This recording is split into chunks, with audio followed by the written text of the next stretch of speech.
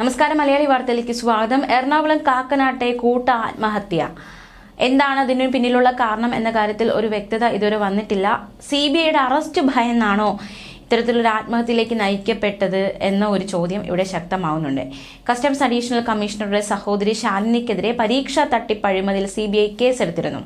Jharkhand public service commission പരീക്ഷയിൽ 1ാം rank നേടിയതിന് പിന്നാലെയായിരുന്നു ഇത്തരത്തിൽ ഒരു വിവാദങ്ങൾ ഉണ്ടായതും അഴിമതി കേസിൽ CBI കേസെടുത്തതും. കഴിഞ്ഞ 15-ാം തീയതി ചോദ്യം ചെയ്യലിന് ഹാജരാക്കാൻ CBI നോട്ടീസ് നൽകിയിരുന്നു. ഇതിന് പിന്നാലെയാണോ കൂട്ട ആത്മഹത്യയിലേക്ക് നയിക്കപ്പെട്ടത് എന്ന സംശയമാണ് ഇപ്പോൾ ശക്തമാകുന്നത്. ഇന്നലെയായിരുന്നു Ernakulam Kakkanad central excise assistant കമ്മീഷണറെയും സഹോദരിയെയും അമ്മയെയും വീടിനുള്ളിൽ മരിച്ച നിലയിൽ കണ്ടെത്തിയത്. അസിസ്റ്റന്റ് കമ്മീഷണർ മനീഷ് വിജയ്, സഹോദരി ശാലിനി വിജയ്, മാതാവ് ശകുന്തള അഗർവാൾ എന്നിവരെയാണ് മരിച്ച നിലയിൽ കണ്ടെത്തിയത്. കാക്കനാട്ടെ വീട്ടിലായിരുന്നു ഇവരുടെ മൃതദേഹങ്ങൾ കണ്ടെത്തിയത്. മൃതദേഹങ്ങൾക്ക് 2 ദിവസത്തെ പഴക്കമുണ്ട് എന്നാണ് പ്രാഥമിക നിഗമനം. കഴിഞ്ഞ 4 ദിവസമായി മനീഷ് വിജയ് അവധിയിലായിരുന്നു. ജോലിയിൽ തിരികെ പ്രവേശിക്കാത്തതിനെ തുടർന്ന് നടത്തിയ അന്വേഷണം, അതായത് സഹപ്രവർത്തകർ ഈ വീട്ടിൽ അന്വേഷിച്ചെത്തിയപ്പോഴാണ് വീട്ടിൽ നിന്ന് ദുർഗന്ധം വമിച്ചതും പിന്നീട് ഈ മൃതദേഹങ്ങൾ കണ്ടെത്തിയതും.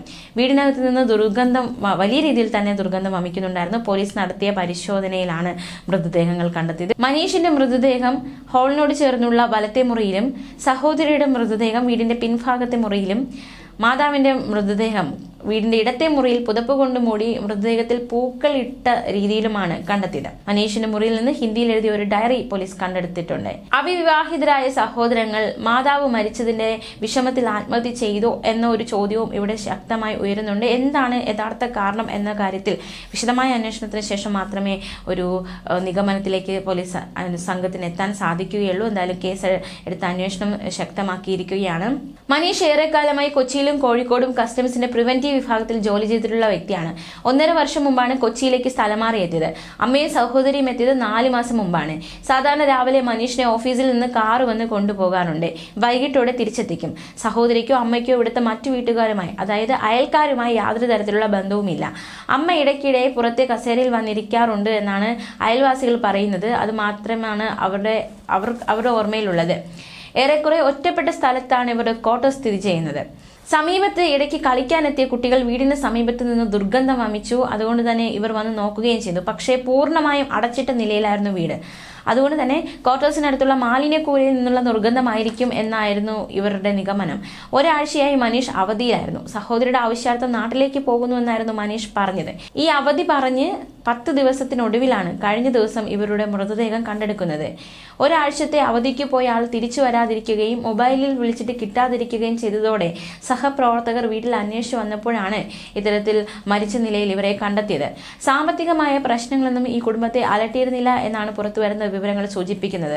അതുകൊണ്ട് തന്നെ ആത്മഹത്യയാണെങ്കിൽ എന്താണ് ഇവരെ അതിലേക്ക് നയിച്ചത് എന്ന ചോദ്യത്തിന് ഉത്തരം കിട്ടേണ്ടതായിട്ടുണ്ട്. സഹോദരിയുടെ ആവശ്യാർത്ഥം നാട്ടിലേക്ക് പോകുന്നു എന്ന് പറഞ്ഞ് അവധിയെടുത്തു മനീഷെങ്കിലും നാട്ടിലേക്ക്, അതായത് ജാർഖണ്ഡിലേക്ക് പോയിട്ടില്ല എന്ന വിവരവും പുറത്തു വരുന്നുണ്ട്. എന്താണ് സംഭവിച്ചത് എന്നതടക്കമുള്ള കാര്യത്തിൽ ഒരുപാട് ദുരൂഹതകൾ ചുറ്റി നിൽക്കുകയാണ്. 4-5 ദിവസത്തെ പഴക്കമുണ്ട് മൃതദേഹത്തിന്. അപ്പോൾ മരണം നടന്നിട്ട് ദിവസങ്ങളായിട്ടുണ്ട് എന്നതാണ് മനസ്സിലാക്കാൻ സാധിക്കുന്നത്. മനീഷിന്റെ ഡയറിയിൽ ഇവരുടെ ഒരു സഹോദരി വിദേശത്തുണ്ട് എന്ന് കരുതുന്നുണ്ട്. അവരോട് ഈ വിവരം അറിയിക്കണം എന്നാണ് ഈ മനീഷിന്റെ ഡയറിയിൽ എഴുതിയിരിക്കുന്ന കാര്യം. അമ്മയുടെ മരണം എങ്ങനെയാണ് സംഭവിച്ചത് എന്നാണ് ഇനി കണ്ടെത്തേണ്ടതായിട്ടുള്ളത്. എന്തായാലും മൃതദേഹങ്ങൾ ഇൻക്വസ്റ്റ് നടപടികൾക്ക് ശേഷം കളമശ്ശേരി മെഡിക്കൽ കോളേജിലേക്ക് മാറ്റും. അമ്മയുടെ മരണം ഉൾപ്പെടെയുള്ള കാര്യങ്ങളിൽ വ്യക്തത ലഭിക്കാൻ പോസ്റ്റ്മോർട്ടം റിപ്പോർട്ട് പുറത്തു വരും വരെ കാത്തിരിക്കേണ്ടതായിട്ടുണ്ട്. ഇന്ന് പോസ്റ്റ്മോർട്ടം റിപ്പോർട്ട് വരുമെന്ന് തന്നെയാണ് കരുതുന്നത്.